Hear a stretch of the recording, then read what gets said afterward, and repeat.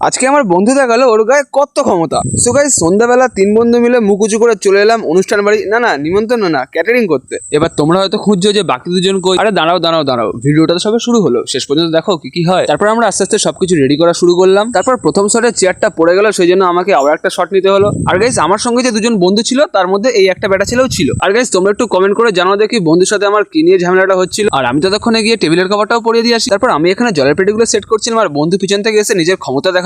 আর এখানে তো দেখছি এরা এক মনে হজমলা ছিঁড়ছে। আর এই হচ্ছে আমার সেই 3 নম্বর বেটা ছেলে বন্ধুটা। তারপর ড্রেস চেঞ্জ করে এক কাপ কফি খেয়ে নিলাম, কিন্তু আজ কফিটা খেয়ে ঠিক পোষালো না, সেই জন্য মেনু কার্ডটা দেখে নিয়ে বাইরে চলে গেলাম একটু লস্যি খেতে। আর লস্যিটা শেষ করতে না করতে আবার ভিতর থেকে ডাক এলো, বললো আগে এগুলো সব সেট করে কমপ্লিট কর। তারপর ভিতরে এসে দেখলাম এখানে স্টোরও প্রায় রেডি হয়ে গেছে, আর লোকজনের আসাও শুরু হয়ে গেছে। আর আজকে ভাই 500 লোকের আইটেম, তাই আমরা বেশি দেরি না করে তাড়াতাড়ি খাওয়ানো চালু করে দিলাম। তো আমি প্রথমে নিয়ে চলে গেলাম রাধাবল্লভী। তারপর আস্তে আস্তে আরো পরের আইটেমগুলো ঢুকতে লাগলো, আর এমন করে আস্তে আস্তে 1:30টার সময় খাওয়ানো কমপ্লিট করার পর আমরাও খেতে বসে পড়লাম। আর গাইস, আমি নিয়েছিলাম ছোট থেকে একটা লেগ পিস। তো আমি যতক্ষণ খাই, দেখা হচ্ছে পরের ভিডিওতে। টাটা।